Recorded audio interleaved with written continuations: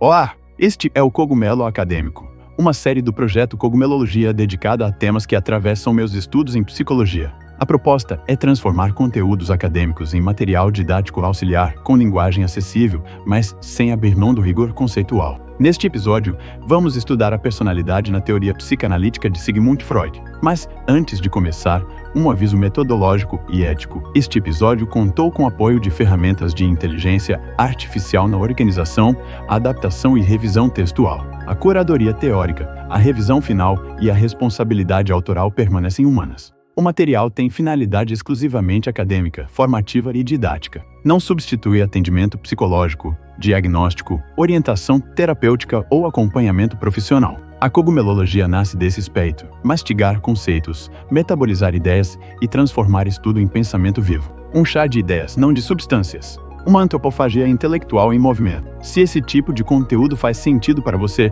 curta o episódio, inscreva-se no canal e acompanhe a série. Isso ajuda o projeto a circular e permite que mais pessoas encontrem materiais de estudo com densidade, responsabilidade e um pouco de delírio organizado, porque sem isso ninguém aguenta atravessar a graduação em psicologia com elegância. Agora sim, vamos ao episódio de hoje. Nesta aula em formato de áudio, vamos organizar 3 blocos centrais da análise do comportamento. O primeiro bloco trata do modelo de seleção por consequências como modelo de causalidade. O segundo trata do condicionamento operante, com foco em controle de estímulos, contingência tríplice, discriminação, generalização e treino discriminativo. O terceiro trata das respostas emocionais, compreendidas como interações entre componentes respondentes e operantes com implicações para a clínica analítico-comportamental. A ideia central que atravessa toda a aula é simples, mas tecnicamente exigente. Comportamento não é uma coisa isolada dentro da pessoa. Comportamento é relação. Essa afirmação aparece nos slides de treino discriminativo e precisa ser levada a sério. Quando dizemos que comportamento é relação, não estamos apenas usando uma frase bonita. Estamos afirmando que, para compreender uma ação, um sentimento, uma fala, um padrão de esquiva, uma crise de ansiedade, um ciúme intenso ou uma dificuldade de aprendizagem, não basta olhar para o organismo como se ele carregasse sozinho a explicação. Também não basta olhar para o ambiente como se o sujeito fosse uma máquina passiva. A análise exige examinar relações funcionais entre organismo e ambiente, distribuídas no tempo, atravessadas por história de aprendizagem, por condições biológicas e por práticas culturais. Essa é a diferença decisiva entre uma explicação mentalista comum e uma explicação analítico-comportamental. No mentalismo comum, dizemos: ele gritou porque estava com raiva, ela evitou a prova porque estava ansiosa, ele bebeu porque é impulsivo, ela sente ciúme porque é insegura. Essas frases podem ter valor descritivo na vida cotidiana, mas, do ponto de vista analítico-comportamental, elas tendem a confundir descrição com explicação. Dizer que alguém gritou porque estava com raiva não esclarece que condições tornaram provável o grito, que consequências o mantêm, que estímulos antecedentes o evocam, que história de reforçamento o selecionou, que respostas emocionais acompanham o episódio e que função aquele comportamento exerce. Uma formulação funcional perguntaria de outro modo: em que circunstâncias essa pessoa grita? O que acontece logo antes? Quem está presente? O que acontece depois? O grito produz afastamento de demandas? Produz atenção? Produz alívio? Produz controle sobre o comportamento do outro? Ele foi reforçado em histórias anteriores? Há operações motivadoras alterando o valor das consequências. Há componentes respondentes, como taquicardia, tensão muscular, sudorese e alteração respiratória. Há componentes operantes como falar, atacar, fugir, explicar, pedir ajuda ou silenciar. Ao longo desta aula, vamos construir esse raciocínio em camadas. Primeiro, veremos o modelo de causalidade. Depois, a contingência tríplice. Em seguida, o controle de estímulos. Depois, o treino discriminativo e a generalização. Por fim, chegaremos às emoções, que não serão tratadas como entidades misteriosas dentro da mente, mas como fenômenos complexos, compostos por relações respondentes, operantes, verbais, não verbais, públicas e privadas. Parte 1. O que significa dizer que comportamento é relação? Nos slides sobre treino discriminativo, há uma oposição introdutória importante. Com Watson, comportamento era frequentemente aproximado da ideia de reação. O organismo reagiria a estímulos, como se a análise pudesse se limitar ao par estímulo e resposta. Skinner, por sua vez, desloca o foco. O comportamento não deve ser analisado apenas como reação pontual, mas como relação entre ação, contexto e consequência. Citação literal dos slides: comportamento é relação. Essa frase condensa uma mudança metodológica. Quando se fala em comportamento como relação, a unidade de análise deixa de ser apenas um movimento corporal isolado. Uma mesma topografia, isto é, uma mesma forma física de resposta, pode ter funções diferentes. Levantar a mão pode significar pedir a palavra em uma sala de aula, cumprimentar alguém à distância, chamar um garçom, pedir socorro, indicar uma resposta correta ou apenas alongar o braço. A forma da resposta não basta. É preciso observar a situação em que ocorre e as consequências que historicamente a tornaram provável. Esse ponto é essencial para não confundir topografia com função. Topografia é a forma observável da resposta. Função é o efeito da resposta em uma relação comportamental. Em clínica, educação, trabalho ou vida cotidiana, esse cuidado evita interpretações apressadas. Duas pessoas podem chorar com topografias semelhantes, mas em uma delas o choro pode estar relacionado à perda e pedido de cuidado. Em outra, pode funcionar como esquiva de uma tarefa aversiva. Em outra, pode fazer parte de uma resposta de alegria. Em outra, pode ocorrer diante de uma lembrança que inicia respostas respondentes intensas. A forma se parece. A função pode ser radicalmente diferente. A análise do comportamento, portanto, tenta explicar o comportamento por relações observáveis, inferíveis e historicamente constituídas entre eventos ambientais e comportamentais. Isso não significa negar eventos privados. Sentir dor, sentir medo, lembrar, imaginar, pensar e nomear estados corporais são eventos relevantes. A diferença é que eles não são tomados como causas primeiras, autônomas e internas que encerram a explicação. Eles também precisam ser compreendidos como parte de relações comportamentais. Aqui aparece um primeiro ponto filosófico. O behaviorismo radical não é um behaviorismo ingênuo que nega subjetividade. Ele recusa uma explicação dualista da subjetividade. Não afirma que sentimentos não existem. Afirma que sentimentos são eventos do organismo, com história, função e condições de controle. A subjetividade não é expulsa da análise, ela é naturalizada sem ser reduzida de modo simplório.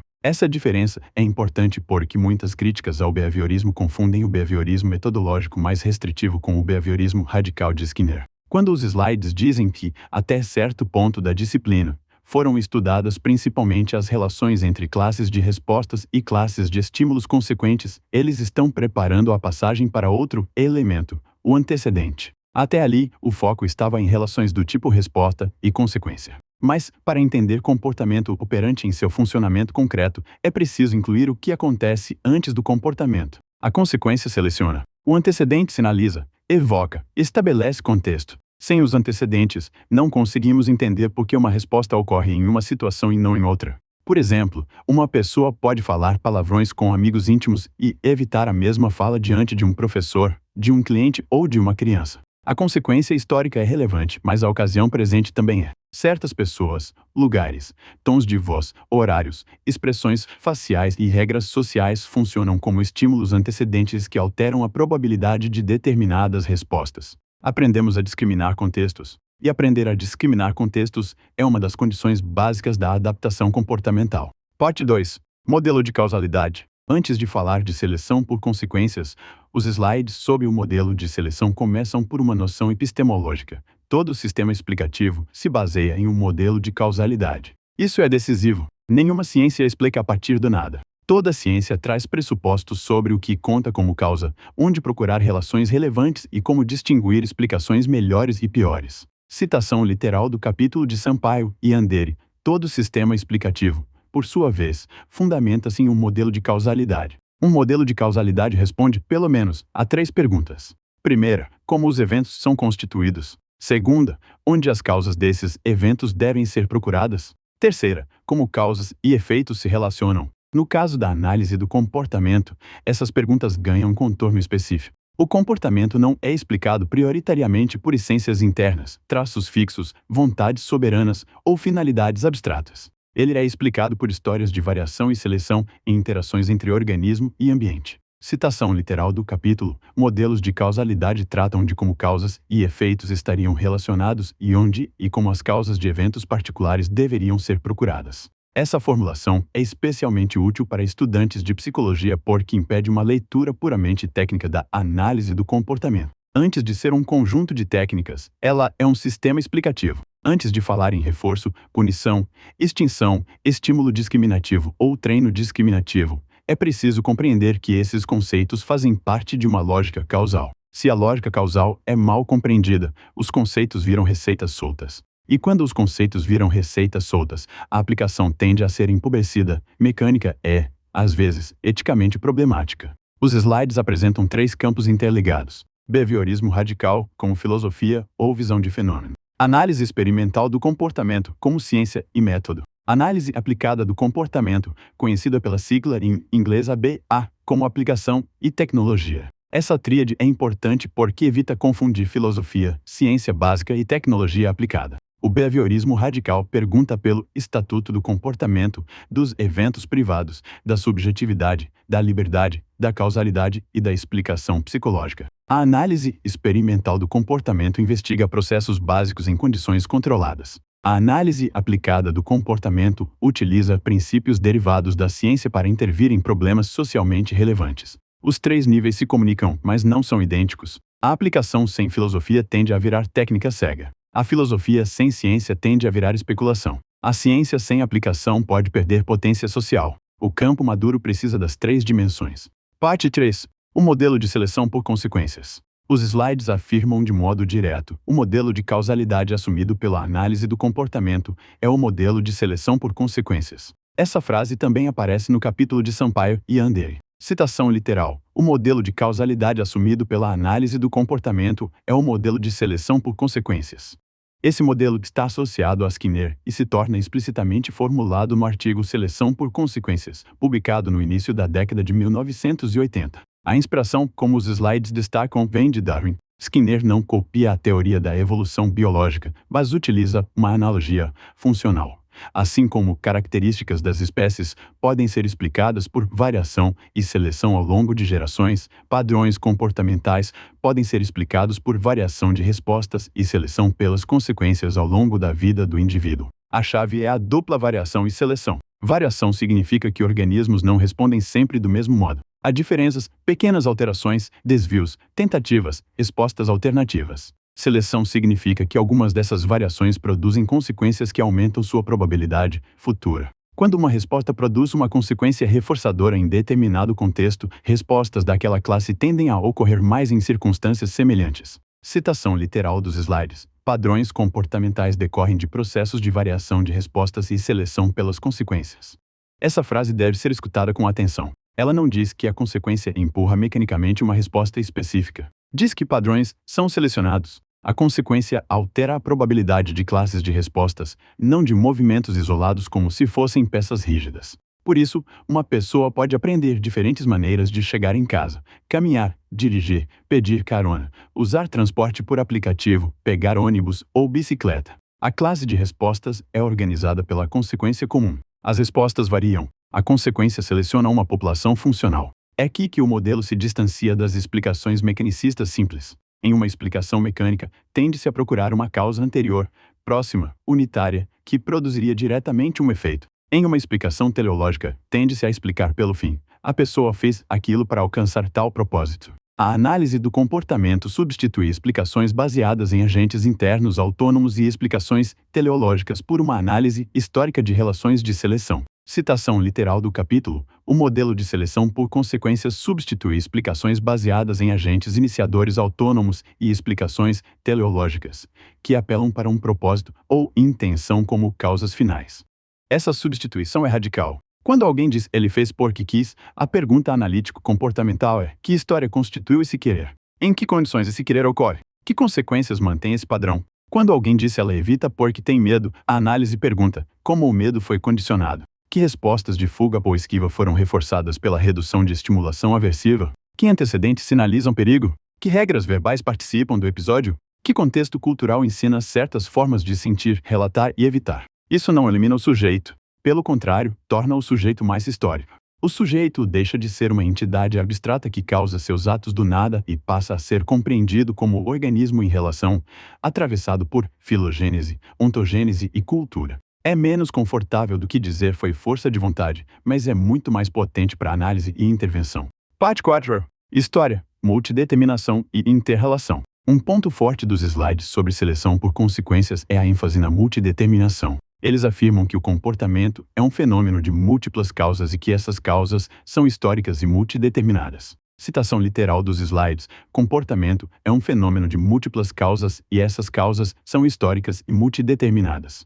Históricas, porque a explicação não está apenas no instante presente. O que uma pessoa faz agora depende de relações que se constituíram ao longo do tempo. Multideterminadas, porque diferentes variáveis se interrelacionam. História de reforçamento, estímulos antecedentes, operações motivadoras, repertórios verbais, condições fisiológicas, práticas culturais, regras sociais, modelos observados, punições passadas, reforços disponíveis e indisponíveis. Essa noção exige prudência clínica e científica. Quando se diz que um comportamento é multideterminado, não se está autorizando uma lista infinita de causas várias. Multideterminação não é bagunça explicativa. É uma exigência de análise funcional mais fina. O analista precisa separar variáveis para estudar, mas sem esquecer que, na vida concreta, elas se misturam. A separação conceitual é ferramenta de análise, não retrato completo da realidade. O capítulo de Sampaio e Andere insiste que as unidades comportamentais não são coisas imóveis.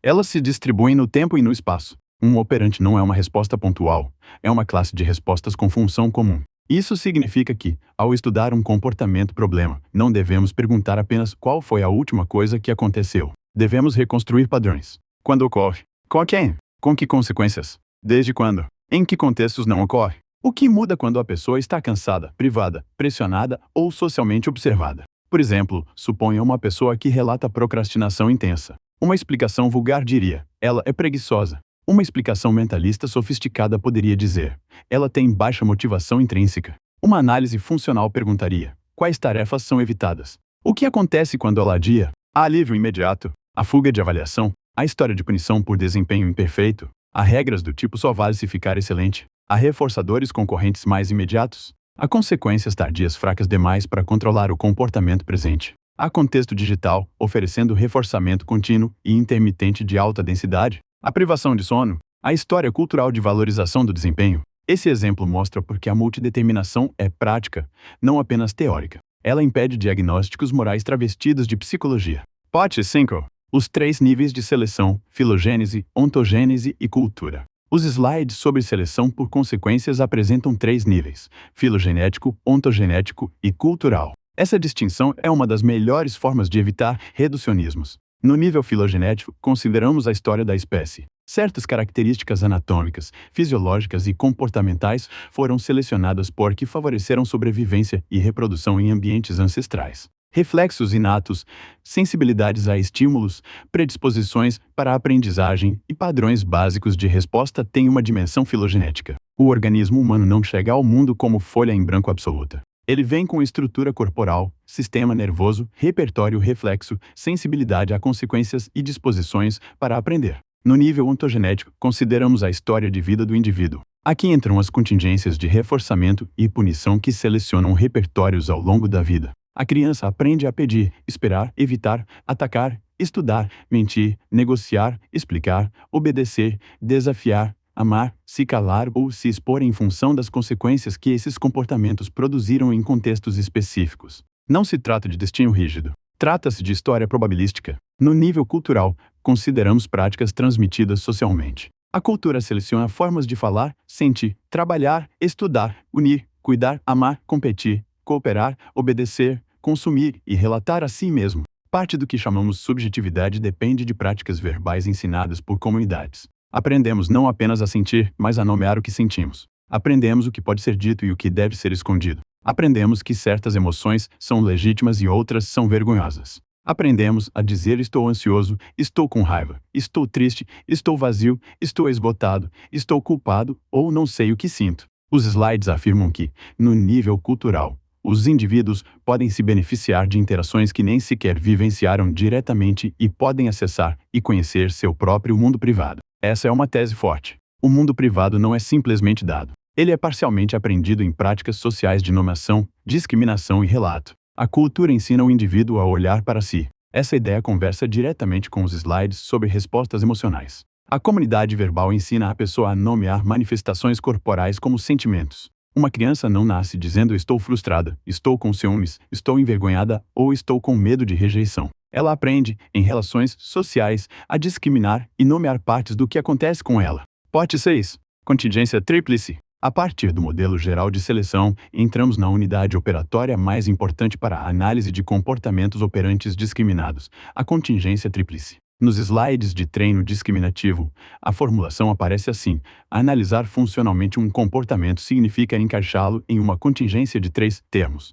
O primeiro termo é a ocasião ou contexto em que ocorre. O segundo é a resposta, ou topografia da resposta. O terceiro é a consequência, que pode ser reforçadora, punitiva ou nula, quando há extinção. Citação literal dos slides. Analisar funcionalmente um comportamento significa encaixá-lo em uma contingência de 3 termos. Para a leitura em áudio, vamos traduzir a fórmula. Em vez de símbolo, pense assim: antecedente, resposta, consequência. Ou, como os slides indicam, ocasião, resposta, consequência. O antecedente não causa mecanicamente a resposta, mas estabelece a ocasião em que uma resposta historicamente selecionada tende a produzir uma consequência. A consequência, por sua vez, altera a probabilidade futura de respostas semelhantes em contextos semelhantes. Exemplo simples. Uma criança está diante de uma jarra de suco fora de seu alcance. Ela diz: me dá suco. A mãe entrega o suco. Se isso ocorre repetidas vezes, a resposta verbal de pedir suco tende a ser fortalecida em contextos semelhantes. A jarra visível e a presença da mãe funcionam como antecedentes.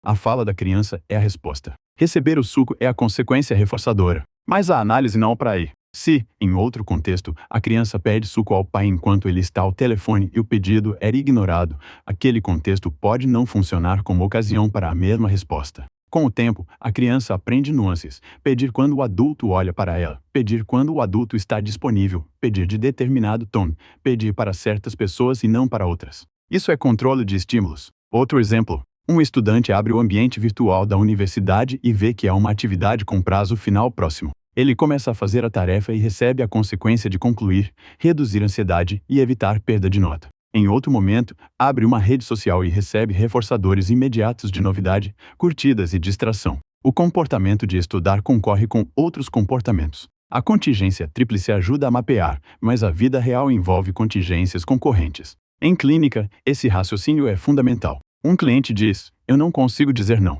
A análise funcional pergunta: diante de quem? Em que tom? Que pedido? O que acontece quando ele diz sim? O que aconteceria se dissesse não? Houve história de punição quando frustrou alguém. Dizer sim produz aprovação imediata? Produz alívio da culpa? Produz sobrecarga posterior? Dizer não nunca foi reforçado? Dizer não foi associado a abandono? A topografia dizer sim é apenas a entrada. A função precisa ser investigada. Parte 7. Controle de estímulos. Os slides definem controle de estímulos de modo objetivo. Citação literal. Controle de estímulos refere-se à influência do contexto em que o comportamento ocorre. Essa definição marca a entrada do antecedente na análise. O controle de estímulos ocorre quando uma resposta tem probabilidade diferente em diferentes contextos, porque no passado determinadas consequências estiveram disponíveis em alguns contextos e não em outros. Moreira e Medeiros iniciam o capítulo sobre controle de estímulos com uma pergunta cotidiana: qual o seu nome? A ideia é simples. Você não fica dizendo seu nome o tempo todo. Você diz seu nome em determinadas ocasiões, quando alguém pergunta, quando preenche um formulário, quando se apresenta, quando atende uma chamada, quando faz uma prova. A resposta existe no repertório, mas não ocorre o tempo todo. Ela ocorre sob controle de estímulos antecedentes. Essa observação parece banal, mas é conceitualmente poderosa. Boa parte da vida psicológica é feita de repertórios que existem, mas só aparecem em determinados contextos.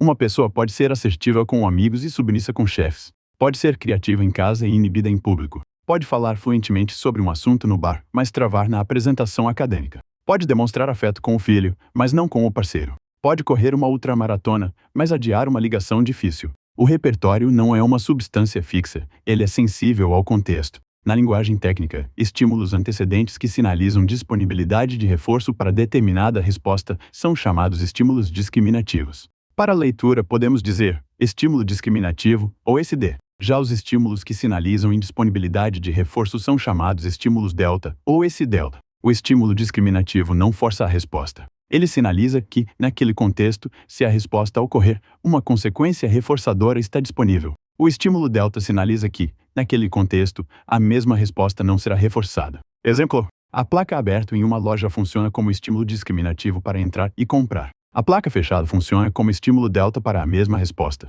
A presença de um professor pedindo perguntas pode funcionar como estímulo discriminativo para levantar a mão. A presença do mesmo professor irritado, encerrando a aula, pode funcionar como estímulo delta para a mesma resposta. O rosto acolhedor do pai pode funcionar como ocasião para um pedido. O rosto fechado pode funcionar como sinal de que o pedido provavelmente será negado. Esse último exemplo aparece nos materiais de Moreira e Medeiros. Uma criança aprende que pedir algo ao pai quando ele está de cara boa costuma ser reforçado. Pedir quando ele está de cara feia costuma entrar em extinção. Depois de algumas experiências, a criança passa a pedir quase sempre na presença da cara boa. Isso é aprendizagem discriminativa em situação cotidiana. Há um detalhe importante. Um estímulo discriminativo para uma resposta pode ser estímulo delta para outra. A presença de uma professora pode ser estímulo discriminativo para fazer uma pergunta acadêmica, mas estímulo delta para contar uma piada íntima que só seria reforçada entre amigos. O mesmo contexto não tem uma função universal. A função depende da relação entre antecedente, resposta e consequência.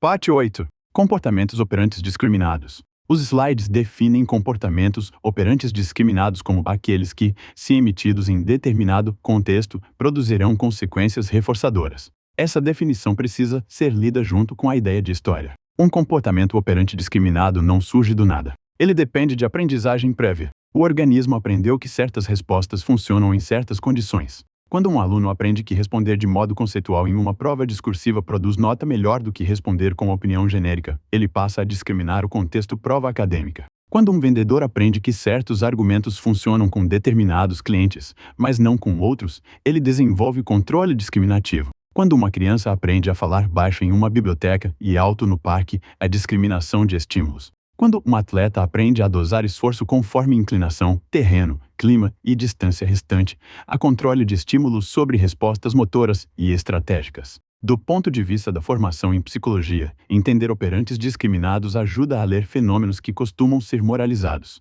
Uma criança que não obedece talvez obedeça em alguns contextos e não em outros. Um adulto que não se compromete talvez se comprometa quando as consequências são claras, imediatas e consistentes, mas não quando as consequências são atrasadas, ambíguas ou contraditórias. Uma pessoa que não tem autocontrole talvez esteja sob controle de reforçadores imediatos muito fortes e de consequências futuras pouco salientes. A análise funcional desloca a pergunta de qual defeito interno explica isso. Para em que condições esse comportamento foi selecionado e em que condições ocorre. Esse deslocamento não elimina responsabilidade, mas a coloca em um plano analítico mais preciso. Responsabilizar alguém sem compreender contingências é, muitas vezes, apenas distribuir culpa com vocabulário psicológico. Parte 9. Treino discriminativo. Chegamos ao conceito central dos slides de condicionamento operante, treino discriminativo. Citação literal dos slides. Treino discriminativo. Reforçar um comportamento na presença de um estímulo discriminativo e extinguir o mesmo comportamento na presença de um estímulo delta.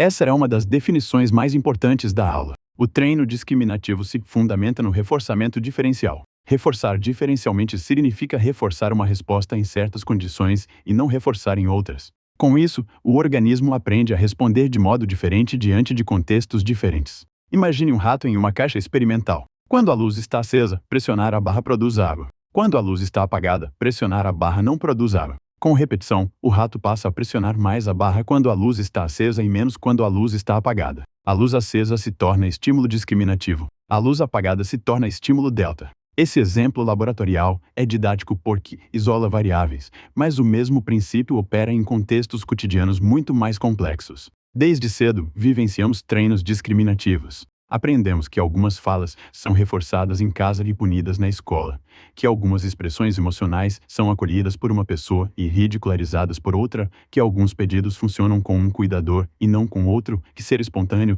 é reforçado em um grupo e punido em outro, que demonstrar tristeza pode produzir cuidado em uma família e desprezo em outra. Os slides afirmam que, desde que nascemos, vivenciamos experiências que funcionam como reforçamentos diferenciais. Por isso, aprendemos a nos comportar de um jeito em casa, de outro na escola, de outro em uma festa, de outro em um restaurante e de outro na casa de amigos. Esse ponto tem grande relevância clínica e social. Muito do que chamamos personalidade é, em parte, um conjunto de repertórios discriminativos estabilizados. A pessoa tímida pode ter sido punida ao se expor em certos contextos. A pessoa autoritária pode ter sido reforçada por impor controle. A pessoa perfeccionista pode ter aprendido que só recebe aprovação quando não há. A pessoa evitativa pode ter aprendido que fugir de situações difíceis reduz ansiedade no curto prazo. Não é que essas descrições estejam erradas como descrições. O problema é tomá-las como causas. Do ponto de vista funcional, elas pedem análise de história de reforçamento diferencial.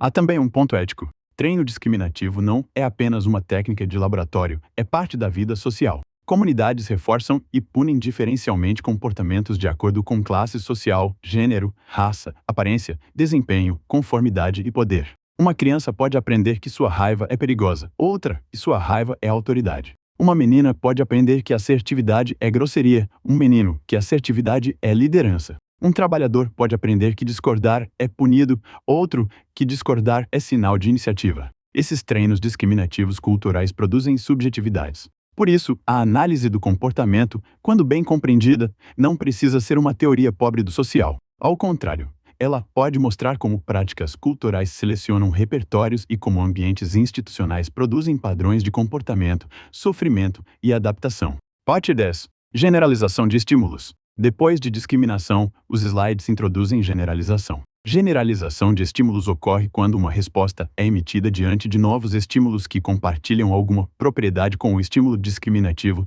treinado. É mais provável que ocorra quanto mais parecido o novo estímulo for com o estímulo discriminativo original. Exemplo simples. Uma criança aprende a dizer bola diante de uma bola de futebol. Depois, pode dizer bola diante de uma bola de vôlei, de basquete ou de brinquedo. Esses novos estímulos compartilham propriedades físicas relevantes. A resposta se generaliza. Generalização é indispensável para a adaptação. Sem generalização, precisaríamos aprender tudo do zero em cada situação. Se aprendemos a dirigir em um carro de autoescola, conseguimos dirigir outros carros porque há propriedades comuns entre eles. Se aprendemos a reconhecer uma cadeira, reconhecemos cadeiras de materiais, cores e tamanhos diferentes. Se aprendemos a cumprimentar pessoas em contextos sociais, conseguimos adaptar o repertório a diferentes encontros. Mas a generalização também pode gerar problemas. Uma pessoa que foi humilhada ao falar em público pode generalizar respostas de ansiedade para qualquer situação de exposição, apresentar trabalho, falar em reunião, fazer pergunta em aula, gravar áudio, participar de entrevista. Uma criança mordida por um cachorro pode generalizar medo para cães parecidos, depois para cães pequenos, depois para praças onde há cães. Um cliente que viveu rejeição em uma relação pode generalizar esquiva para novas relações afetivas. Generalização, portanto, não é boa ou ruim em si. Ela é um processo comportamental que pode ampliar adaptação ou sofrimento. O treino discriminativo tende a estreitar o gradiente de generalização. Isso significa que, quanto mais refinada a discriminação, menos a resposta se espalha para estímulos não relevantes. Aprender a distinguir cães perigosos de cães dóceis, contextos realmente ameaçadores de contextos seguros, críticas destrutivas de feedbacks úteis, conflitos graves de divergências normais. Tudo isso envolve refinar controle de estímulos. Parte 11. Classes de estímulos, similaridade física e função. Os slides apresentam classes de estímulos por similaridade física e classes funcionais. Essa distinção ajuda a entender como estímulos diferentes podem controlar a mesma resposta.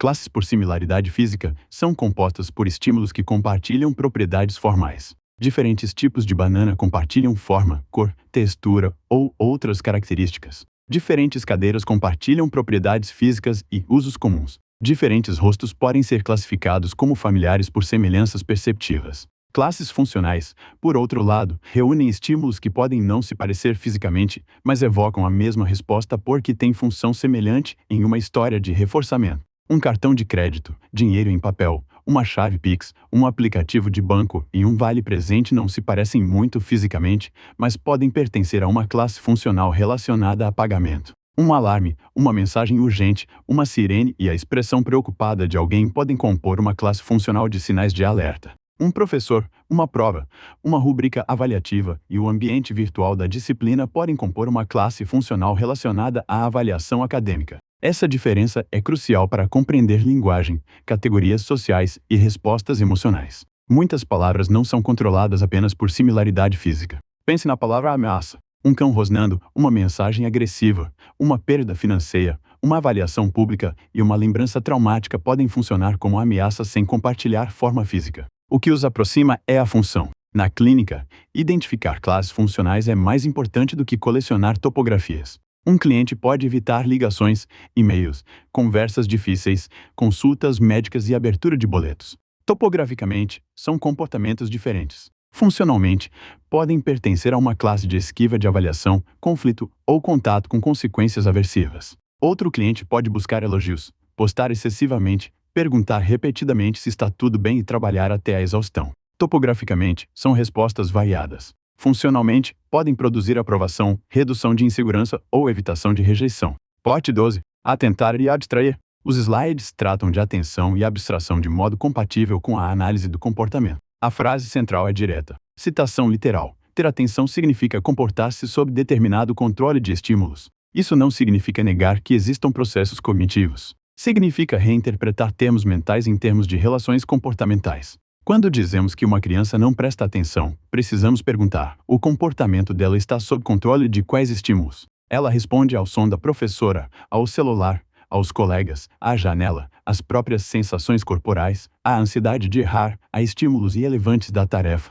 A questão não é imaginar uma entidade chamada atenção que está baixa ou alta dentro da cabeça. A questão é identificar controle de estímulos. Moreira e Medeiros explicam que atenção, ou atentar, diz respeito ao controle do comportamento operante por estímulos ou por propriedades específicas, como cor, tamanho, textura ou posição, em detrimento de outras. Isso tem aplicação educacional imediata. Muitas dificuldades de aprendizagem podem ser descritas como controle por propriedades irrelevantes dos estímulos. A criança olha para detalhes que não ajudam a resolver a tarefa e deixa de responder às propriedades relevantes. Abstrair, nos slides, é emitir comportamento sob controle de uma propriedade ou de algumas propriedades do estímulo. Se alguém disse isto, é vermelho diante de objetos muito diferentes, como uma camisa, uma maçã, uma placa e um lápis, a resposta está sob controle da propriedade cor, não da forma total dos objetos. Se alguém diz isso, é injusto diante de situações diferentes, está respondendo a uma propriedade funcional mais abstrata. Abstração exige generalização e discriminação. É preciso generalizar entre estímulos que compartilham a propriedade relevante e discriminar estímulos que não a possuem. Essa explicação comportamental da abstração é útil para não reduzir a análise do comportamento a respostas simples. O campo não se limita a ratos pressionando barras ou pombos bicando discos. Esses exemplos são modelos experimentais. Os princípios podem ser estendidos, com cuidado, para a linguagem, pensamento, categorias, regras, símbolos e práticas culturais. A complexidade não elimina os processos básicos, ela exige articulação mais rigorosa. Parte 13. A passagem para as emoções. Agora entramos no terceiro bloco dos slides, respostas emocionais como interações entre respondentes e operantes. Esse tema exige atenção porque emoções são frequentemente tratadas como causas internas do comportamento. A análise do comportamento propõe outra leitura. Os slides começam observando que o relato de queixas e problemas comportamentais frequentemente faz referência a emoções e sentimentos. Isso é evidente na clínica. Pessoas procuram ajuda dizendo que estão ansiosas, tristes, irritadas, vazias, inseguras, culpadas, exaustas ou dominadas por medo. Mesmo fora da clínica, organizamos a vida cotidiana em torno de emoções. Fiz porque estava nervoso, aceitei porque fiquei com pena, fugi porque senti medo, procurei porque estava carente, ataquei porque senti raiva. O capítulo de Barbosa e Marques afirma que, embora emoções e sentimentos tenham a mesma natureza de outras respostas do repertório humano, sua acessibilidade privada, valorização social e caráter íntimo podem levar à percepção de que são eventos especialmente importantes. Em outras palavras, aprendemos culturalmente a valorizar o que sentimos como parte da subjetividade. Citação literal do capítulo. Culturalmente, somos treinados a valorizar o que sentimos como uma parte constituinte de nossa própria subjetividade. Essa frase é importante porque não desqualifica os sentimentos. Ela mostra que a forma como os sentimentos entram na vida psicológica é também cultural. Não apenas sentimos, aprendemos a olhar para o sentir. Aprendemos que sentir prova algo sobre quem somos. Aprendemos que certos sentimentos precisam ser revelados, outros precisam ser escondidos, outros precisam ser explicados, outros precisam ser tratados como sinais de verdade interior. A perspectiva analítico-comportamental não diz: esqueça os sentimentos, olhe só para comportamentos externos. Ela diz: sentimentos também são eventos comportamentais ou respostas do organismo, mas não devem ser tomados como causas finais. Precisam ser analisados em relação a contingências. Parte 14. Emoções e sentimentos como respostas emocionais. Os slides trazem uma definição central baseada em Barbosa e Marques. Citação literal. Em uma perspectiva analítico-comportamental, emoções e sentimentos costumam ser chamados, em conjunto, de respostas emocionais. Essa expressão, respostas emocionais, tem vantagem porque evita separar rigidamente emoção e comportamento. Ela indica que os fenômenos emocionais envolvem múltiplos componentes, alterações fisiológicas, respostas motoras, expressões faciais, respostas verbais, tendências de ação, relatos privados, operações de fuga e esquiva, busca de contato, ataque, aproximação, afastamento, choro, silêncio, humilhação, pedido de ajuda e muitos outros. Os slides também afirmam que esses eventos têm a mesma natureza de outras respostas do repertório humano, diferenciando-se apenas em relação à acessibilidade. Isso significa que uma sensação corporal privada não pertence a outro mundo ontológico. Ela ocorre no organismo. A diferença é que apenas a própria pessoa tem acesso direto a certas alterações privadas. O terapeuta, o professor ou o pesquisador acessa esses eventos por relatos, expressões, medidas fisiológicas, contexto e padrões comportamentais observáveis. Citação literal. Esses eventos têm a mesma natureza de outras respostas presentes no repertório humano, diferenciando-se apenas em relação à sua acessibilidade. Esse ponto é filosoficamente relevante. A privacidade não transforma sentimentos em entidades metafísicas. Apenas cria problemas metodológicos de acesso. O fato de o outro não poder observar diretamente minha dor não significa que minha dor seja imaterial. Significa que a comunidade verbal precisou desenvolver formas indiretas de ensinar, nomear e responder a eventos privados. Por exemplo, uma criança cai, chora, leva a mão ao joelho, vê sangue e escuta o adulto dizer, doeu, né? Aos poucos, aprende a nomear certas condições corporais como dor. Quando treme antes de entrar no palco, ouve, você está nervoso. Quando sorri e pula ao receber um presente, ouve, você ficou feliz. Quando se esconde atrás da mãe diante de um estranho, ouve, ficou com vergonha. A comunidade verbal ensina discriminações sobre o mundo privado a partir de sinais públicos e contextos. Parte 15. Crítica ao mentalismo e cuidado com a negligência da emoção. Os slides mencionam uma concepção comum. Muita gente imagina que sentimentos são fenômenos mentais abstratos, guardados em algum lugar oculto da mente, que aparecem quando algo os provoca. Também aparece a ideia, atribuída a Skinner, de que é comum conceber o comportamento como causado por aquilo que ocorre dentro da pele da pessoa. A análise do comportamento critica essa concepção quando ela transforma sentimentos em causas internas suficientes. A frase "eles brigaram porque estavam com raiva", usada nos slides, é um bom exemplo. A raiva pode fazer parte do episódio, mas não basta como explicação. Que contingências tornaram provável a briga? Que respostas foram reforçadas no passado? Que estímulos antecedentes evocaram respostas agressivas? Que consequências a briga produziu? A raiva foi eliciada por quais condições? Ela funcionou como estímulo discriminativo para atacar. A agressão produziu retirada de uma demanda, submissão do outro, atenção ou alívio. Ao mesmo tempo, os slides fazem uma advertência importante. Citação literal. Apesar de não ser vista como causa, a emoção não é negligenciada pela análise do comportamento. Essa frase corrige uma caricatura frequente. O analista do comportamento não deve ignorar emoções. Deve analisá-las funcionalmente. Emoções podem ser parte do fenômeno a explicar, podem sinalizar contingências relevantes, podem funcionar como estímulos discriminativos, podem compor classes de respostas, podem ser eliciadas por estímulos condicionados, podem reforçar ou unir comportamentos, podem participar de esquiva experiencial e podem ser relatadas com maior ou menor precisão. A emoção não é rainha causal soberana, mas também não é ruído. Ela é parte do episódio comportamental. Parte 16. Componentes respondentes e operantes das emoções. Os slides definem as respostas emocionais como fenômenos complexos que envolvem componentes respondentes e operantes, verbais e não verbais. Componentes respondentes são relações em que estímulos eliciam respostas. Por exemplo, um barulho alto pode eliciar sobressalto.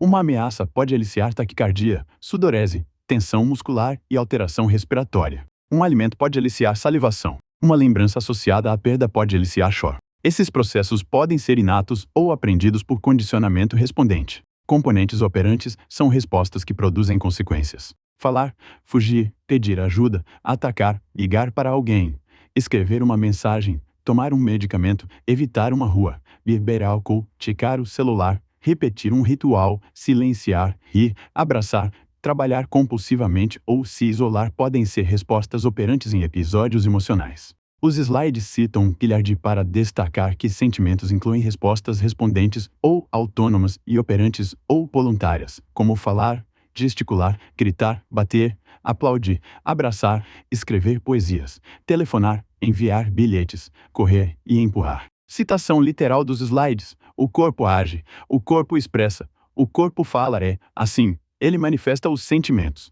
Essa frase é didaticamente forte. Ela lembra que emoção não é apenas um nome interno. Ela aparece em ritmo de voz, postura, respiração, olhar, escolha de palavras, aproximação, afastamento, tensão, choro, riso e ação. Mas, ao mesmo tempo, a observação topográfica não garante a identificação correta da emoção. Diferentes emoções podem produzir alterações corporais parecidas. Ansiedade, excitação, medo, raiva e vergonha podem envolver coração acelerado e tensão muscular. Por isso, o contexto importa. Um aluno com mãos trêmulas antes de apresentar seminário pode estar com medo de avaliação, excitação positiva, vergonha, privação de sono, efeito de cafeína ou combinação disso tudo. A topografia corporal é pista não prova conclusiva. O analista precisa relacionar respostas observadas, relatos, contexto e história. Parte 17. A comunidade verbal e a nomeação dos sentimentos. Uma das contribuições mais importantes dos slides sobre emoções é a ênfase na comunidade verbal. A comunidade social e verbal ensina seus membros a nomear estados ou manifestações corporais como sentimentos, alegria, raiva, ansiedade, medo,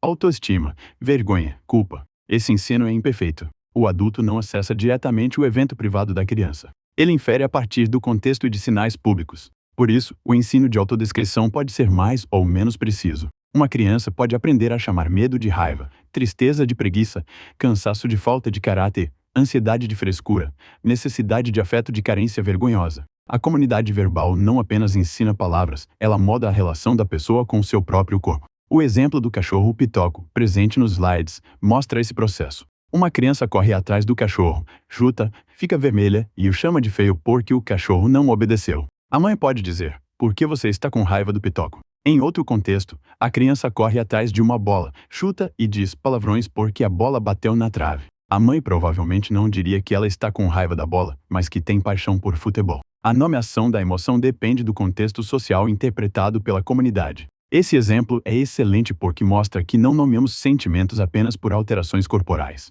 Nomeamos em função de contexto, práticas culturais e relações de sentido social. A mesma topografia pode receber nomes diferentes porque participa de relações diferentes.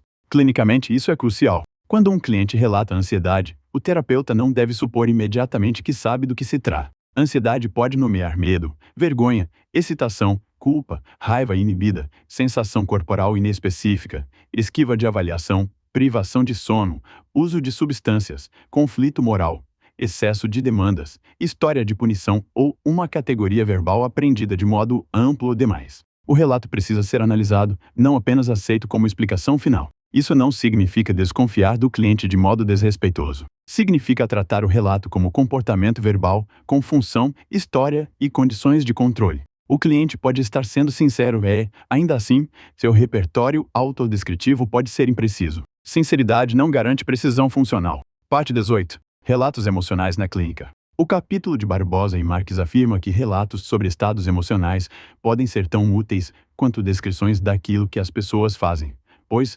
fornecem pistas sobre o ambiente presente e passado do indivíduo. Citação literal. Relatos sobre estados emocionais podem ser tão úteis quanto a descrição daquilo que as pessoas fazem.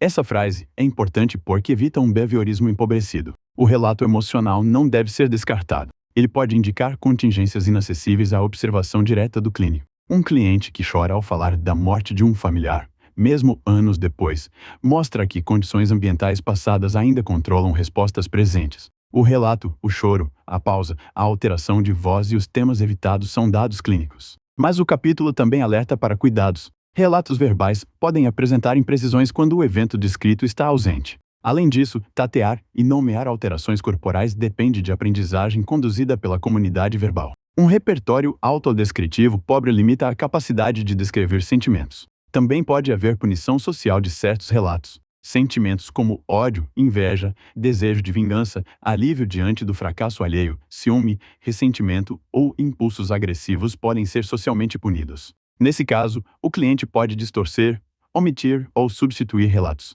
Os slides recomendam que, para caracterizar o comportamento emocional vigente, o analista confronte o relato verbal com respostas observadas. Isso não é uma postura policialesca, é uma postura metodológica. Se o cliente diz estou tranquilo, mas sua voz está tremendo, sua respiração está curta, suas mãos estão tensas e ele evita determinado tema, há uma discrepância que precisa ser investigada. Talvez ele esteja tentando se convencer. Talvez tenha aprendido que demonstrar medo é vergonhoso. Talvez a palavra tranquilo funcione como esquiva verbal. Talvez realmente esteja tranquilo e as alterações tenham outra fonte. A análise deve permanecer aberta. Parte 19. Continuum das respostas emocionais. O capítulo de Barbosa e Marques fala da observação das respostas emocionais em um continuum. Em um extremo, há respostas mais públicas, observáveis, como choro, grito, tremor, rubor, fala acelerada, silêncio, postura retraída, agressão ou fuga. Em outro extremo, há respostas privadas, acessíveis diretamente apenas à própria pessoa, como sensações corporais,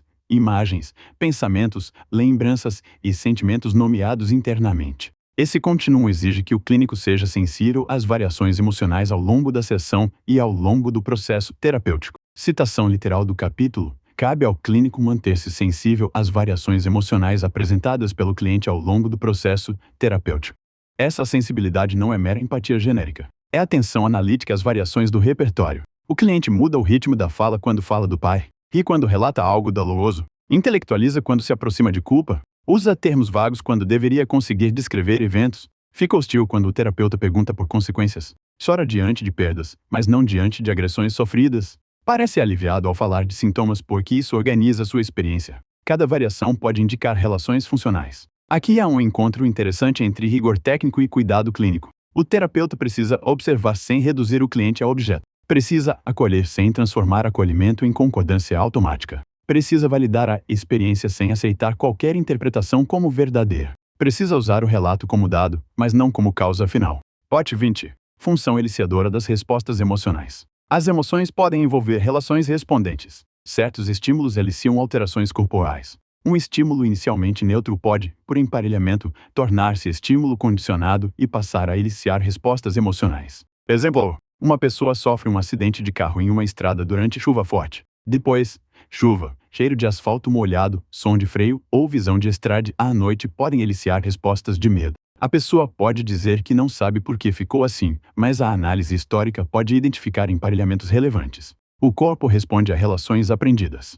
Outro exemplo: um estudante foi ridicularizado em uma apresentação. Posteriormente, slides, projetor, sala de aula, professor olhando, colegas em silêncio e até o som do próprio nome sendo chamado podem eliciar a ansiedade. A ansiedade não surge de uma mente abstrata. Ela participa de uma história de condicionamento e de relações operantes de esquiva. O capítulo alerta que não convém limitar a resposta emocional a um padrão respondente. Essa advertência é central. Emoção não é apenas taquicardia, tremor ou sudorese. Ela envolve também ações que produzem consequências. A pessoa que sente medo pode fugir. A fuga reduz contato com o estímulo aversivo e pode ser reforçada negativamente. Assim, o respondente e o operante se articulam. Parte 21. Função reforçadora das respostas emocionais. Estados emocionais e corporais podem funcionar como consequências. Alguns comportamentos são mantidos porque produzem certos estados corporais agradáveis ou reduzem estados corporais aversivos. No capítulo, Barbosa e Marques observam que, em excessos comportamentais como o uso abusivo de álcool e outras drogas,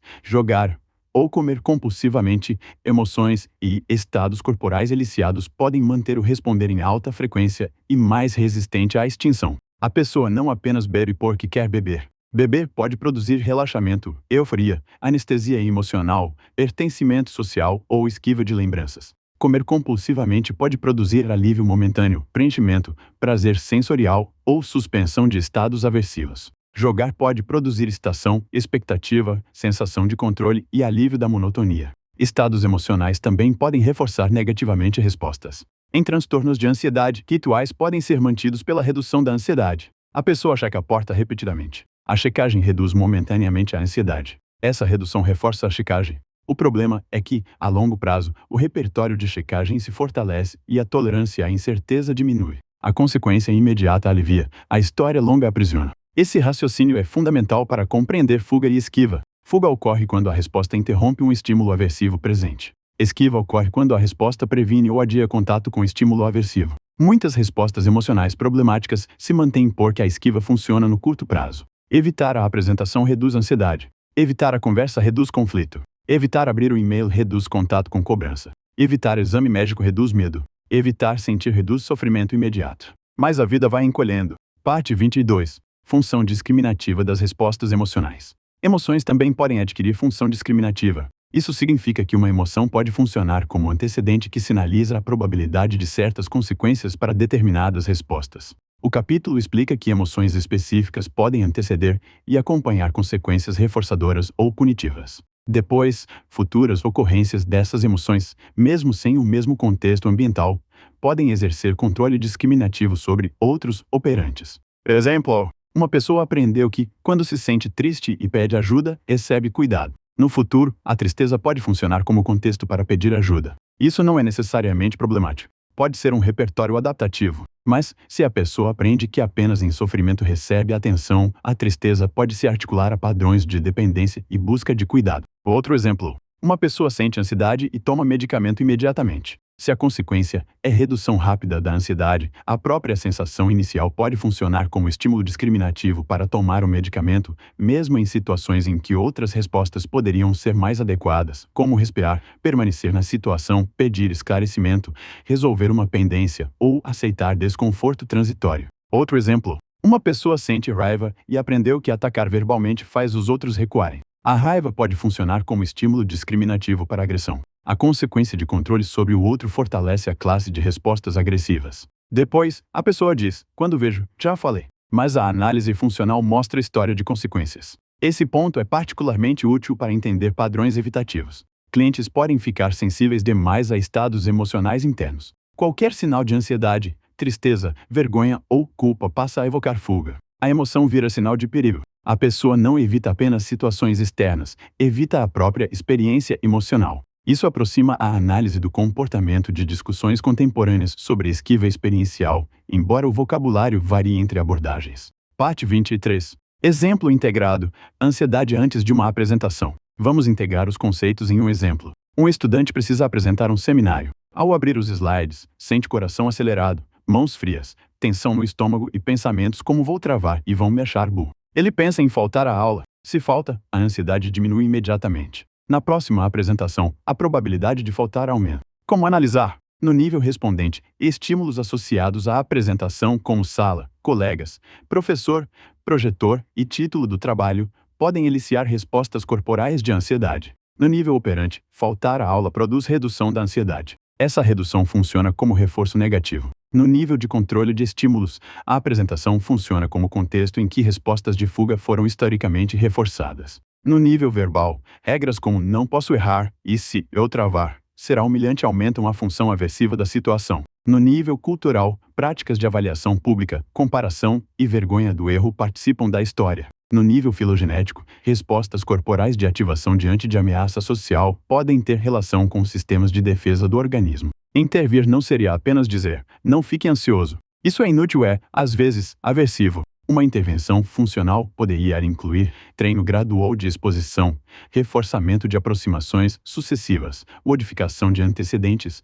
treino de repertórios de apresentação, mudança de regras verbais, redução de consequências punitivas, desenvolvimento de autodescrição mais precisa e planejamento de consequências reforçadoras para permanência na situação. Esse exemplo mostra por que emoção não é causa única. Ela é parte de uma rede. Parte 24. Exemplo integrado: ciúme intenso. O capítulo de Sampaio e Andere abre com uma pergunta sobre Paula, que tem um ciúme doentio do namorado. Essa expressão, entre aspas, é útil porque mostra como categorias cotidianas podem ser ponto de partida, mas não explicação. Uma análise funcional do ciúme perguntaria: que respostas compõem uma classe chamada ciúme? Checar o celular, fazer perguntas repetidas, evitar que o parceiro saia sozinho, comparar-se com outras pessoas, chorar, acusar, pedir garantias de amor, ameaçar terminar, silenciar, seguir redes sociais. Cada uma dessas respostas pode ter consequências diferentes. Também perguntaríamos: que antecedentes evocam essas respostas? O parceiro demora a responder?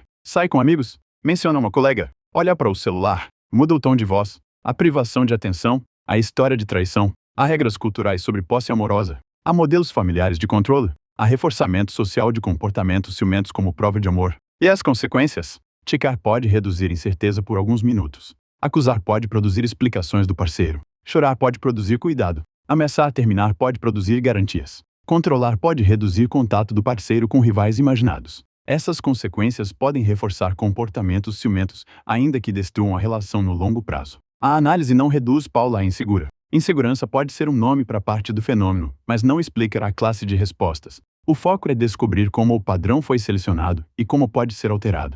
Parte 25. Exemplo integrado, compulsão alimentar e vômito induzido. O capítulo também menciona Lígia, preocupada com dieta e episódios de compulsão alimentar seguidos de indução de vômitos. Esse exemplo exige cuidado ético e clínico. Não se trata de propor tratamento aqui, mas de mostrar como a análise funcional organiza perguntas. A compulsão alimentar pode envolver privação alimentar intensa, regras rígidas sobre corpo, restrição, episódios de perda de controle, reforçamento sensorial e imediato, redução momentânea de tensão, culpa posterior e práticas compensatórias. O vômito induzido pode ser mantido por redução imediata de ansiedade relacionada ao ganho de peso ou à sensação corporal após comer. Essa redução pode reforçar negativamente a resposta, ainda que o ciclo gere sofrimento grave e risco à saúde. A análise também precisa incluir cultura. Práticas culturais de magreza, controle do corpo, moralização da alimentação, vergonha, comparação de gênero podem participar da seleção de regras e respostas. Reduzir tudo à falta de autocontrole seria grosseiro. Reduzir tudo à pressão social também seria incompleto. É preciso articular filogênese, ontogênese e cultura, respondentes e operantes, antecedentes e consequências, regras verbais e contingências diretas. Parte 26. Exemplo integrado, desânimo e perda de sentido. O capítulo pergunta o que teria levado Rodrigo a deixar de sair com amigos, deixar de praticar esportes e reclamar que a vida não tem sentido e que nada dá prazer. Em uma leitura analítico-comportamental, o desânimo pode estar relacionado à redução de reforçadores positivos, aumento de contingências aversivas, perda de repertórios, unição, extinção, isolamento, regras verbais rígidas e alterações biológicas. Se Rodrigo deixa de sair, perde contato com reforçadores sociais. Se deixa de praticar esportes, perde reforçadores corporais, sociais e de competência. Quanto menos age, menos encontra consequências reforçadoras. Quanto menos reforçadores encontra, menos age. O ciclo se fecha. A frase nada tem sentido pode ser relato de uma história em que respostas antes reforçadas deixaram de produzir consequências relevantes. A intervenção funcional, em termos gerais, não se limitaria a discutir sentido de modo abstrato. Poderia buscar reativação comportamental, reconstrução de contato com reforçadores, redução de esquiva, análise de regras, ampliação de repertório e reorganização de ambientes. Claro que, na prática clínica, isso exigiria avaliação cuidadosa, ética e individualizada. Parte 27. O que a análise do comportamento não está dizendo? Antes da síntese, é importante deixar claro o que a análise do comportamento não está dizendo. Ela não está dizendo que pessoas são robôs. Dizer que o comportamento é selecionado por consequências não significa que o organismo seja uma máquina simples. Pelo contrário, o modelo reconhece história, variação, complexidade e multideterminação. Ela não está dizendo que pensamentos e sentimentos não existem. Está dizendo que pensamentos e sentimentos também precisam ser analisados como eventos do organismo em relação com o ambiente. Ela não está dizendo que tudo é ambiente externo imediato. O ambiente inclui história, contexto social, práticas culturais, estímulos antecedentes, consequências, operações motivadoras e relações verbais. Além disso, o organismo tem corpo, sistema nervoso e história filogenética. Ela não está dizendo que consequência é perene. Reforço é uma relação funcional. Uma consequência aumenta a probabilidade futura de respostas de uma classe. Pode ser elogio, alimento, atenção, alívio, fuga de demanda, dinheiro, sensação corporal, acesso a objeto, aprovação, redução de incerteza ou qualquer evento que funcione dessa maneira para aquele organismo em determinada condição. Ela não está dizendo que punição é disciplina eficaz. Controle aversivo pode reduzir respostas, mas também pode produzir fuga, esquiva, agressão, contra-controle, medo e repertórios empobrecidos. O estudo técnico da punição não é defesa moral de práticas punitivas. Ela não está dizendo que toda explicação deve ignorar a biologia.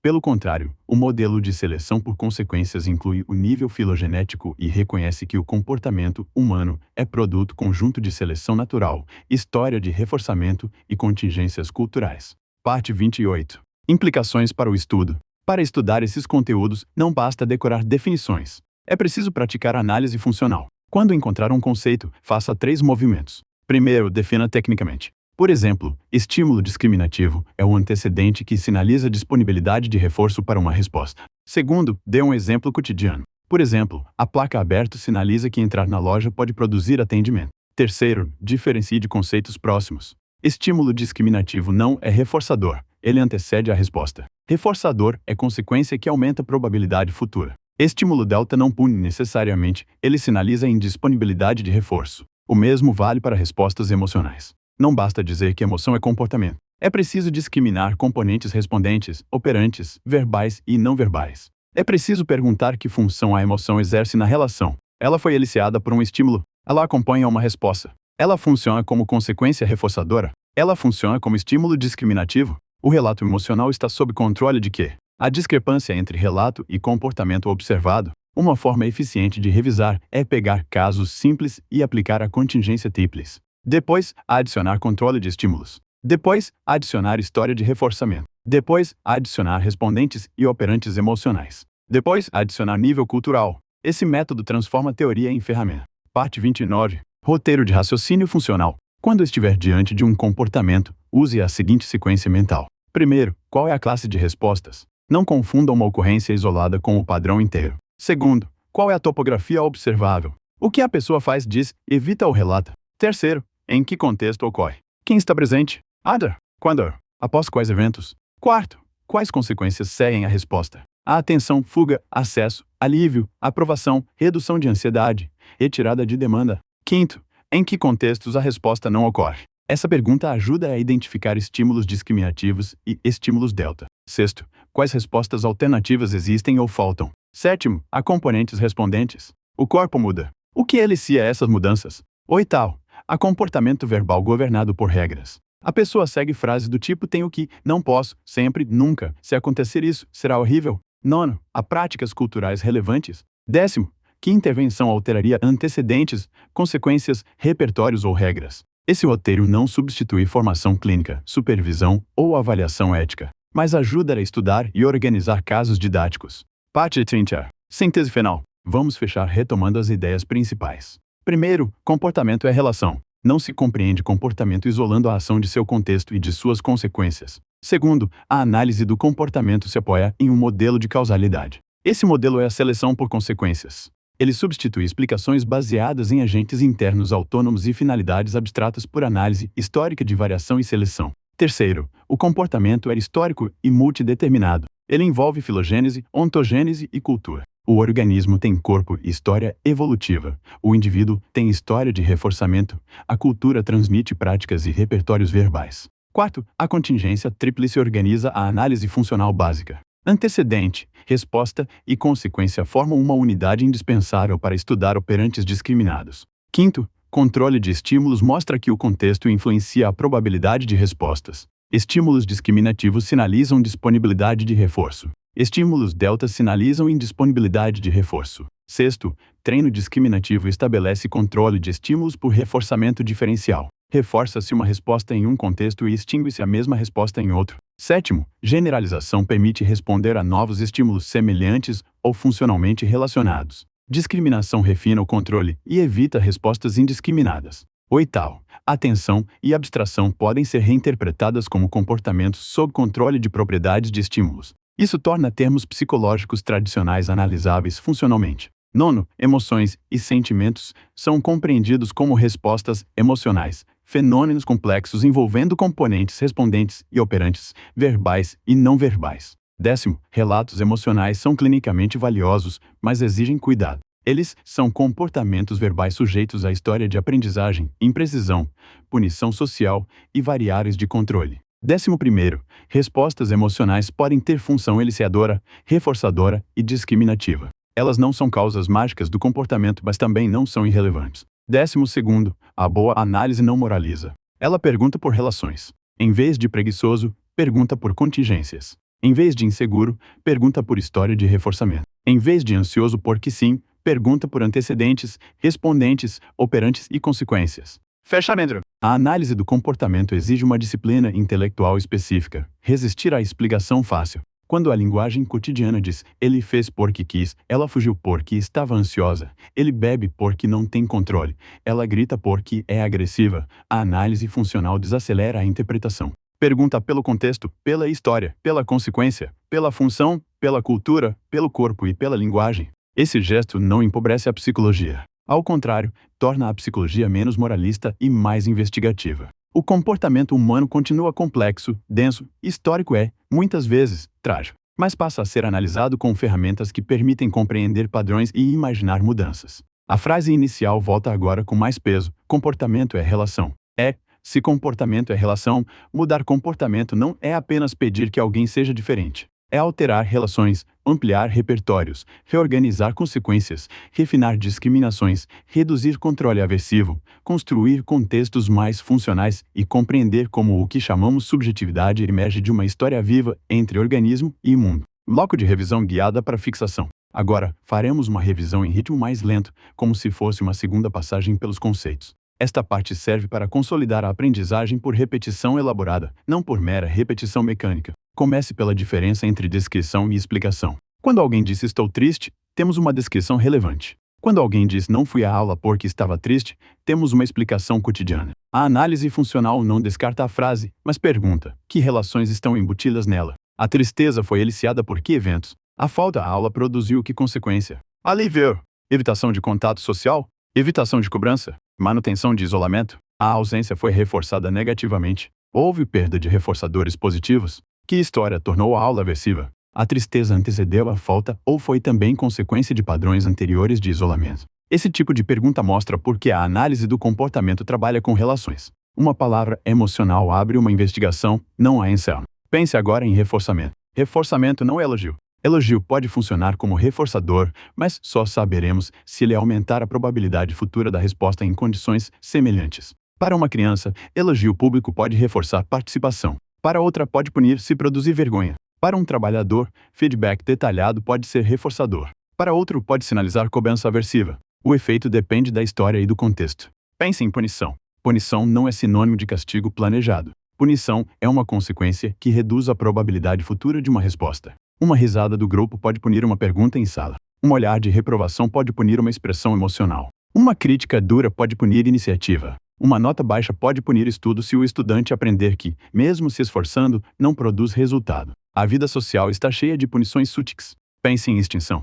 Extinção não é esquecer. Extinção ocorre quando uma resposta que antes produzia reforço deixa de produzir. Uma criança que fazia birra e recebia atenção pode aumentar a intensidade da birra quando a atenção deixa de vir. Esse aumento inicial é comum e pode ser interpretado equivocadamente como piora. Em muitos contextos, quando uma contingência muda, o comportamento antes reforçado pode variar, intensificar-se e depois diminuir. Em relações humanas, extinção precisa ser manejada com cuidado porque pode produzir respostas emocionais intensas. Pense em estímulo discriminativo. Ele não obriga, ele sinaliza. Uma notificação no celular sinaliza a possibilidade de reforço social ou novidade. Não causa mecanicamente o ato de pegar o celular, mas altera sua probabilidade em uma história em que pegar o celular produziu mensagens, curtidas, trabalho resolvido, distração ou alívio. Se o celular está sem bateria, a mesma topografia pode não ocorrer. Se a pessoa está em prova, a resposta pode ser suprimida por controle aversivo ou regras. O comportamento é sempre relação entre múltiplas variáveis. Pense em estímulo delta. Uma porta trancada sinaliza que girar a maçaneta não produzirá entrada. Um professor dizendo agora não pode funcionar como estímulo delta para perguntas. Uma pessoa de fones de ouvido pode funcionar como estímulo delta para conversa. Mas esses controles são aprendidos. Uma criança pequena pode insistir apesar do estímulo delta porque ainda não aprendeu a discriminação. Um adulto sob forte privação de atenção pode insistir, mesmo diante de sinais de indisponibilidade, porque a história de reforçamento intermitente manteve a resposta. Agora pense em generalização. Uma pessoa criticada duramente por um chefe pode passar a sentir ansiedade diante de qualquer autoridade. O estímulo original se expande para uma classe maior: chefes, professores, avaliadores, clientes, policiais, médicos, bancas acadêmicas. A intervenção pode exigir discriminação. Nem toda autoridade é ameaça, nem toda avaliação é humilhação, nem toda discordância é rejeição. Isso não se aprende apenas por conselho. Aprende-se por novas contingências, exposição, reforçamento de respostas alternativas e experiências corretivas. Pense em classe funcional. O que une um boleto, uma ligação perdida, uma mensagem do contador e uma planilha financeira. Talvez todos funcionem como estímulos relacionados à cobrança. O que une uma prova, uma apresentação, uma entrevista e uma conversa com o orientador. Talvez todos funcionem como estímulos relacionados à avaliação. O que une uma academia, uma balança, uma foto antiga e um comentário sobre corpo. Talvez todos funcionem como estímulos relacionados a regras culturais de aparência. A classe funcional revela a rede. Pense em atenção. Em vez de dizer apenas falta atenção, pergunte: atenção a quê? Sob controle de qual propriedade do estímulo está o comportamento? Um aluno pode prestar muita atenção ao tom ameaçador do professor e pouca atenção ao conteúdo. Um cliente pode prestar muita atenção a sinais internos de ansiedade e pouca atenção às oportunidades externas. Um atleta pode prestar atenção excessiva ao desconforto e perder controle sobre a estratégia. Atenção é a relação seletiva com estímulos. Pense em abstração. Dizer cadeira diante de cadeiras diferentes exige responder a propriedades comuns e ignorar diferenças irrelevantes. Dizer violência simbólica, controle aversivo ou reforçamento negativo exige abstração conceitual. Estudar psicologia é, em grande parte, aprender novas discriminações e abstrações. O estudante deixa de responder apenas a palavras cotidianas e aprende a responder a propriedades funcionais. Agora pense em respostas emocionais. Medo não é só uma palavra. Pode envolver aceleração cardíaca, tensão, pensamentos, imagens, fuga, pedidos de ajuda, silêncio, hipervigilância e regras verbais. Raiva pode envolver rubor, aumento de volume de voz, aproximação agressiva, acusação, ruminação, desejo de reparação ou ataque. Tristeza pode envolver choro, redução de atividade, busca de cuidado, isolamento, fala lenta, perda de contato com reforçadores. Alegria pode envolver aproximação, sorriso, fala expansiva, compartilhamento, energia. Mas nenhuma dessas listas define automaticamente a emoção. O contexto e a função continuam decisivos. O relato emocional é uma resposta verbal. Quando alguém diz, estou com raiva, essa fala pode estar sob controle de alterações corporais, de contexto social, de regras culturais, de consequências esperadas, de modelos aprendidos e de estratégias de interação. A fala pode produzir cuidado, afastamento, autorização para atacar, desculpa, clareza ou evitação. Por isso, em clínica, o relato é importante e deve ser acolhido, mas também analisado. Aprofundamento conceitual. Por que a explicação internalista é tentadora? A explicação internalista é tentadora porque parece simples. Ela reduz uma sequência complexa a uma entidade interna. A pessoa não estudou porque faltou motivação, gritou porque teve raiva, evitou porque teve ansiedade, bebeu porque teve vontade, traiu porque teve impulso, trabalhou demais porque é ambiciosa. A explicação parece encerrar a pergunta, mas geralmente apenas renomeia o problema. Quando dizemos faltou motivação, ainda precisamos explicar o que é motivação em termos funcionais. A privação, há reforçadores insuficientes, há custo de resposta alto, a punição associada, a baixa probabilidade de sucesso, há regras verbais paralisantes, a concorrência com reforçadores mais imediatos, a história de extinção. Sem essas perguntas, motivação vira uma palavra circular. Não fez porque não estava motivado, sabemos que não estava motivado porque não fez. O mesmo vale para a ansiedade. Não apresentou porque estava ansioso, sabemos que estava ansioso porque não apresentou. A análise funcional tenta quebrar a circularidade. Ela pergunta pelas relações que tornam a ansiedade e a esquiva prováveis. Isso é mais trabalhoso, mas também mais útil. Aprofundamento conceitual. O papel do ambiente como selecionador e instanciador. O capítulo de Sampaio e Andere diferencia duas funções do ambiente, selecionadora e instanciadora. Essa distinção é sofisticada e vale ser repetida. O ambiente seleciona quando consequências tornam mais prováveis classes de respostas ao longo da história. Se estudar produziu boas notas, aprovação familiar, sensação de competência e acesso a objetivos, a classe de respostas de estudar pode ser fortalecida. Se pedir ajuda produziu acolhimento, pedir ajuda pode ser selecionado. Se atacar produziu submissão do outro, atacar pode ser selecionado. Se evitar reduziu ansiedade, evitar pode ser selecionado. O ambiente instancia quando antecedentes evocam uma instância de uma classe já selecionada. Uma pessoa sabe jogar futebol, mas não joga a qualquer momento. Um convite dos amigos, uma bola disponível, uma quadra e um horário livre podem evocar a resposta de jogar. O convite não selecionou originalmente todo o repertório de jogar futebol. Ele instancia um operante já existente. Essa diferença ajuda na intervenção. Às vezes, a pessoa sabe o que fazer, mas não faz porque faltam antecedentes adequados, ocasião, prompts, organização ambiental ou operações motivadoras. Nesse caso, talvez seja suficiente rearranjar contexto. Em outros casos, a pessoa não tem repertório. Não sabe como conversar, estudar, pedir, regular conflitos, apresentar, dizer não, esperar, discriminar emoções. Nesse caso, é preciso ensinar, modelar, reforçar aproximações e construir repertório. Uma pergunta prática derivada disso é: a pessoa sabe fazer e não faz, ou não sabe fazer? Essa pergunta evita intervenções inúteis. Cobrar repertório inexistente é punição disfarçada de orientação. Organizar contexto sem ensinar repertório também falha. A análise funcional deve distinguir déficit de desempenho e déficit de repertório. Aprofundamento conceitual, regras verbais e cultura.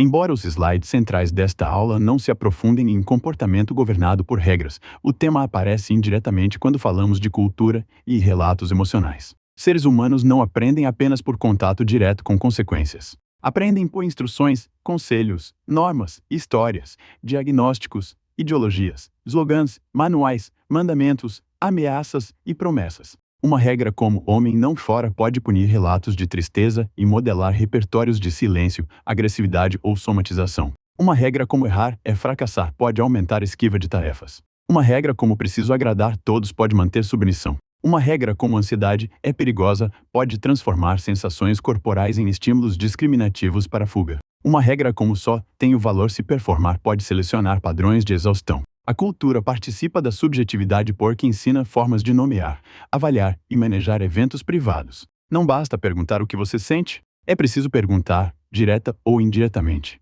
o que você aprendeu que esse sentimento significa. O que acontece quando você o expressa? Quem reforça ou pune esse relato? Que regras sua família, escola, religião, trabalho ou grupo social estabeleceram sobre isso? Aprofundamento conceitual. Emoção como relação organismo-ambiente. Uma emoção, em perspectiva analítico-comportamental, não é um objeto escondido. É uma relação complexa entre organismo e ambiente. Isso inclui eventos eliciadores, alterações corporais, respostas operantes, verbalizações, consequências e história. Tome a raiva.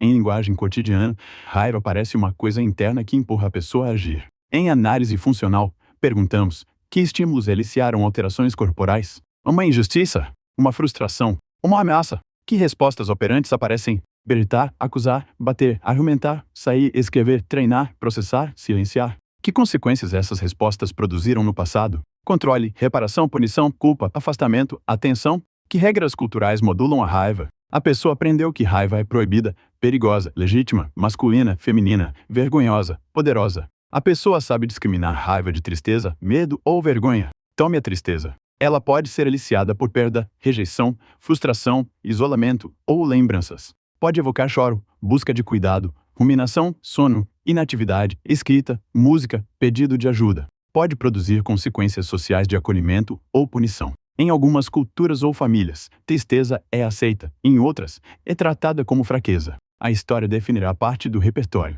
Tome a ansiedade. Pode envolver antecipação de ameaça, incerteza, avaliação, conflito ou perda de controle. Pode eliciar respostas fisiológicas e evocar esquiva, recagem, planejamento excessivo, pedidos de garantia, procrastinação, uso de substâncias ou busca de informação. A curto prazo, essas respostas podem aliviar. A longo prazo, podem manter o problema. Bloco de aplicação aos estudos de psicologia. Ao estudar para a prova, tente transformar cada conceito em pergunta. Para a seleção por consequências, pergunte: que variações ocorreram e quais consequências selecionaram o padrão? Para a contingência tríplice, pergunte: qual o antecedente, qual resposta, qual consequência? Para controle de estímulos, pergunte: em que contexto a resposta ocorre e em que contexto não ocorre? Para treino discriminativo, pergunte: onde a resposta é reforçada e onde entra em extinção? Para generalização, pergunte: para quais estímulos a resposta se expandiu? Para discriminação, pergunte: que propriedades passaram a controlar a resposta? Para respostas emocionais, pergunte: quais componentes respondentes e operantes estão envolvidos? Para relato emocional, pergunte: sob controle de quais variáveis esse relato pode estar? Esse modo de estudar é mais eficiente do que decorar frases soltas. Provas de psicologia frequentemente testam distinções conceituais. Por exemplo, confundem estímulo discriminativo com reforçador, reforçamento negativo com punição, generalização com discriminação, sentimento como causa com sentimento como parte da relação, topografia com função. Se você treina discriminações conceituais, responde melhor. Bloco de perguntas para autoavaliação. Primeira pergunta: qual é a diferença entre dizer que uma consequência causa mecanicamente uma resposta e dizer que ela seleciona uma classe de respostas? Resposta é esperada. A consequência não funciona como empurrão mecânico simples. Ela altera a probabilidade futura de respostas de uma classe em contextos semelhantes, dentro de uma história de variação e seleção. Segunda pergunta: por que o modelo de seleção por consequências é histórico? Resposta é esperada. Porque explica o comportamento por relações constituídas ao longo do tempo, não apenas por eventos imediatos. Operantes são classes distribuídas no tempo e no espaço. Terceira pergunta: o que é contingência tríplice? Resposta é esperada. É a relação entre antecedente, resposta e consequência. Ela permite analisar em que circunstâncias uma resposta ocorre e quais consequências a mantém. Quarta pergunta: o que é estímulo discriminativo? Resposta esperada. É um estímulo antecedente que sinaliza que, se determinada resposta for emitida, uma consequência reforçadora está disponível. Quinta pergunta. O que é estímulo delta? Resposta esperada. É um estímulo antecedente que sinaliza indisponibilidade de reforço para determinada resposta. Sexta pergunta.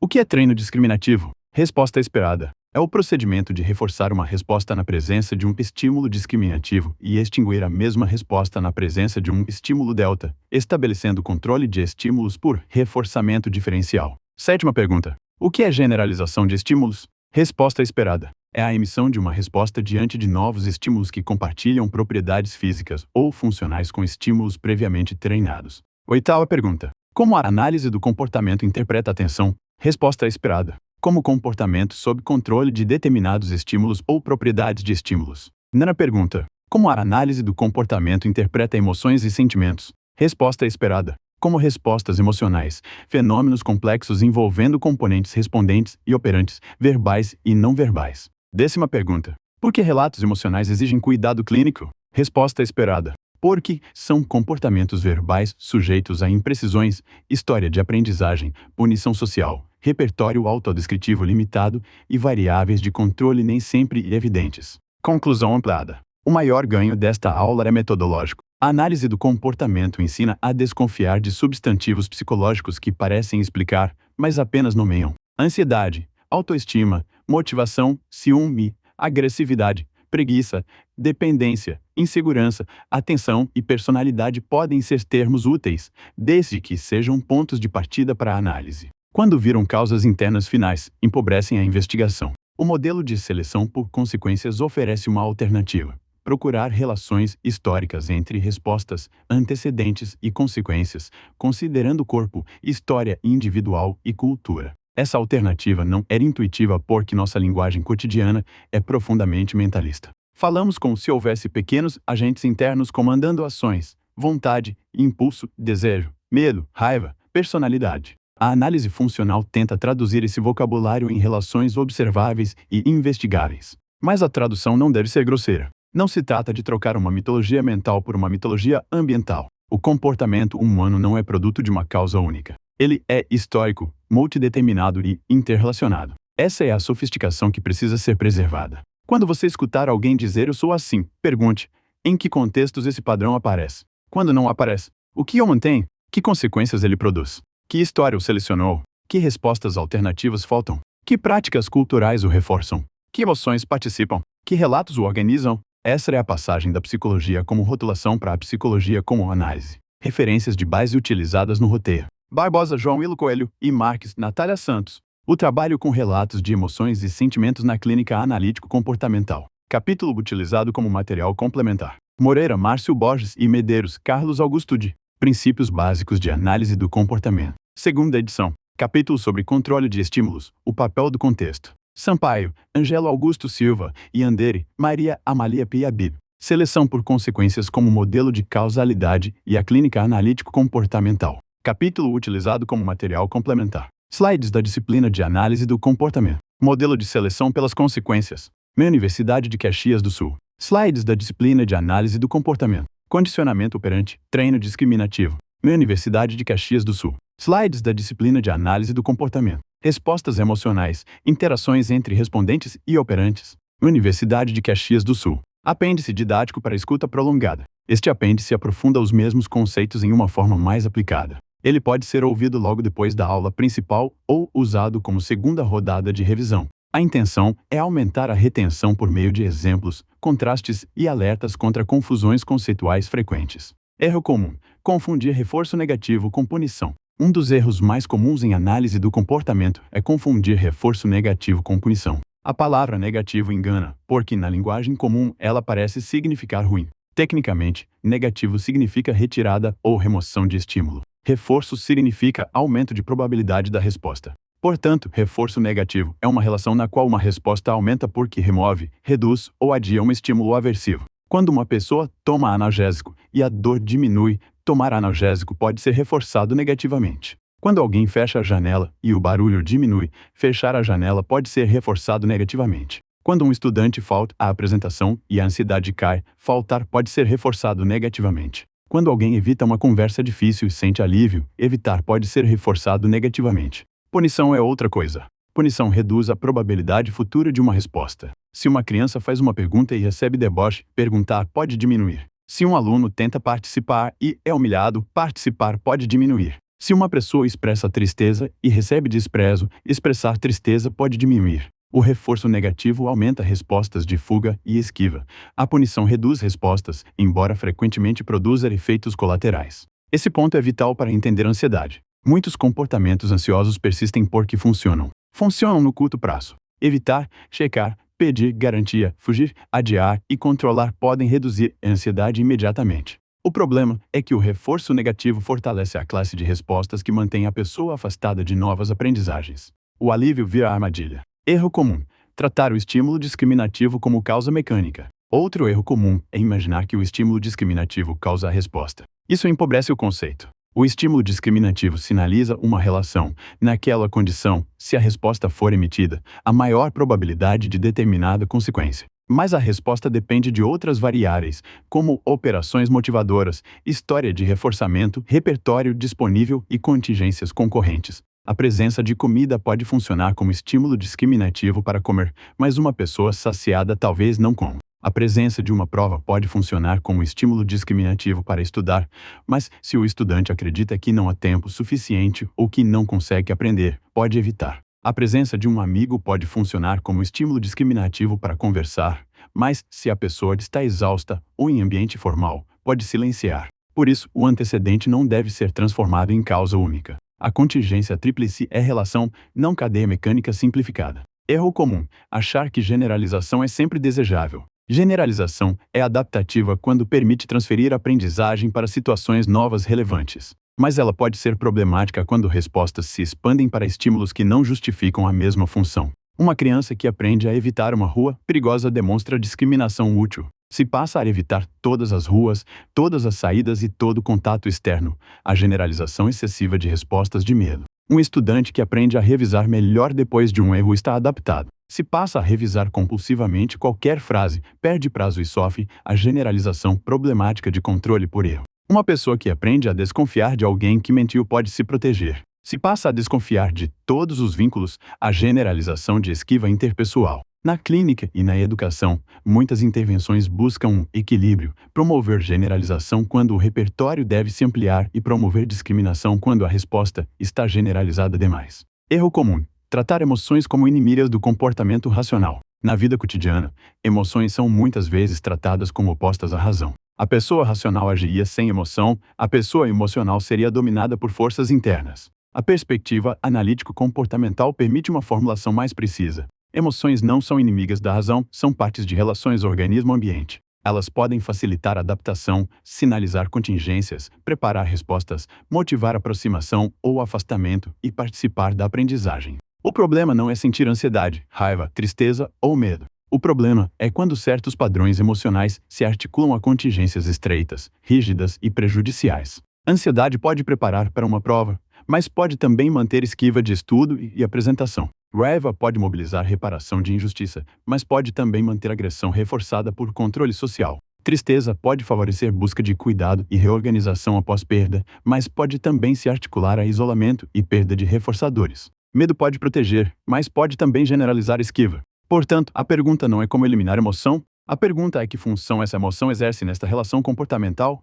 Aplicação em contexto educacional. No contexto educacional, controle de estímulos e treino discriminativo ajudam a compreender dificuldades de aprendizagem sem reduzir o aluno a rótulos. Um aluno pode errar não porque não sabe nada, mas porque seu comportamento está sob controle de propriedades irrelevantes do estímulo. Pode decorar palavras sem discriminar conceitos. Pode responder bem em exercícios parecidos com o exemplo do professor, mas não generalizar para situações novas. Pode generalizar demais uma regra e aplicá-la onde não cabe. Pode saber o conteúdo, mas não discriminar o comando da questão. Um professor que compreende controle de estímulos formula melhor suas atividades. Ele varia exemplos, explicita propriedades relevantes, reforça respostas conceituais, ajuda o aluno a discriminar casos semelhantes e diferentes e cria condições para generalização. Se ensina apenas com um tipo de exemplo, pode produzir controle estreito demais. Se avalia com estímulos totalmente diferentes sem treino prévio de generalização, pode confundir dificuldade conceitual com falta de estudo. Esse raciocínio vale para a graduação em psicologia. Para aprender a análise do comportamento, não basta reconhecer definições. É preciso identificar processos em casos variados. O estudante precisa discriminar quando há reforço positivo, reforço negativo, punição, extinção, estímulo discriminativo, estímulo delta, generalização, discriminação e operação motivadora. Quanto mais variados os exemplos, maior a chance de abstração conceitual. Aplicação em contexto organizacional. Em organizações, muitos problemas são descritos como falhas individuais, falta de comprometimento, baixa proatividade, resistência à mudança, comunicação ruim, pouca colaboração. A análise funcional pergunta pelas contingências organizacionais. A empresa diz que valoriza a inovação, mas pune erro. Então a classe de respostas criativas pode diminuir. Diz que valoriza a colaboração, mas recompensa apenas desempenho individual competitivo. Então cooperação pode enfraquecer. Diz que valoriza comunicação transparente, mas pune quem traz mais notícias. Então relatos honestos podem entrar em extinção ou punição. Diz que quer autonomia, mas controla cada detalhe. Então repertórios de iniciativa podem não se desenvolver. O comportamento organizacional é profundamente sensível a estímulos discriminativos e consequências. Reuniões, metas, indicadores, bônus, ameaças, elogios, silêncio da liderança, prazos e rituais institucionais funcionam como contingências. Muitas culturas organizacionais produzem exatamente o comportamento que depois condenam. Essa leitura não absolve indivíduos de responsabilidade, mas distribui a análise de modo mais realista. Pessoas se comportam em sistemas. Se o sistema reforça esquiva, cinismo, competição destrutiva e ocultação de erros, não basta pedir mentalidade positiva. Aplicação em contexto clínico. Na clínica, os conceitos desta aula ajudam a formular casos sem cair em explicações circulares. Um cliente relata ataques de raiva. A pergunta não é apenas por que tanta raiva? A pergunta é: quais situações antecedem? Que respostas compõem os episódios? Que consequências seguem? A raiva produz afastamento de pessoas que fazem demandas. Produz subversão, produz culpa e depois reconciliação reforçadora. A história de modelos agressivos, a punição de repertórios assertivos mais refinados, a déficit de discriminação emocional. Outro cliente relata dependência afetiva. Em vez de tratar dependência como coisa interna, analisamos respostas, mandar mensagens repetidas, pedir confirmação, cancelar planos próprios, aceitar condições ruins, monitorar sinais de afastamento. Consequências: redução de incerteza, acesso a migalhas de atenção, evitação de abandono, manutenção de vínculo. Antecedentes: demora na resposta, mudança de tom, distância física, redes sociais, lembranças de rejeição. Regras: sem essa pessoa eu não sou nada, se eu cobrar, ela vai embora, preciso ser perfeito para ser amado. A intervenção dependerá da função dessas respostas. Outro cliente relata vazio. A análise pode investigar perda de reforçadores, repertórios estreitos, excesso de controle por regras, punição de espontaneidade, isolamento, ausência de atividades com valor reforçador, processos respondentes associados a eventos de perda e práticas culturais de comparação. Vazio não é descartado, é investigado. Contraponto crítico: limites e riscos de uma má leitura da análise do comportamento. Toda abordagem psicológica pode ser mal utilizada. Uma má leitura da análise do comportamento pode virar reducionismo ambiental simplista, tecnicismo, manipulação ou desprezo pela experiência subjetiva. Esses riscos não decorrem necessariamente da teoria, mas de usos pobres da teoria. Um primeiro risco é tratar reforço como recompensa planejada e reduzir relações humanas a sistemas de prêmio. Isso é conceitualmente errado. Reforçadores são definidos funcionalmente, não por intenção do aplicador. Além disso, seres humanos vivem em redes complexas de contingências, regras e cultura. Aplicações simplistas podem produzir dependência de incentivos externos, controle aversivo disfarçado e empobrecimento do repertório. Um segundo risco é ignorar sofrimento subjetivo sob a justificativa de que apenas comportamento observável importa. Essa postura contraria a sofisticação do behaviorismo radical. Eventos privados importam. Relatos emocionais importam. O que se recusa é transformá-los em causas internas autônomas. Um terceiro risco é usar análise funcional para culpabilizar ambientes familiares ou escolares de modo linear. A teoria fala em multideterminação, não em culpado único. Famílias, escolas, culturas e organismos se interrelacionam historicamente. A pergunta não deve ser quem é o culpado, mas que contingências estão operando e como podem ser alteradas. Um quarto risco é esquecer cultura e poder. Práticas sociais reforçam e punem diferencialmente grupos. Se a análise ignora a desigualdade, normas sociais e instituições, perde parte do campo de variáveis. Uma análise comportamental madura precisa incluir práticas culturais, não apenas interações imediatas. Diálogo com outras abordagens. Comparada a abordagens psicodinâmicas, a análise do comportamento tende a evitar explicações por estruturas intrapsíquicas não observáveis como causas primeiras. Mas há um ponto de contato. Ambas valorizam história.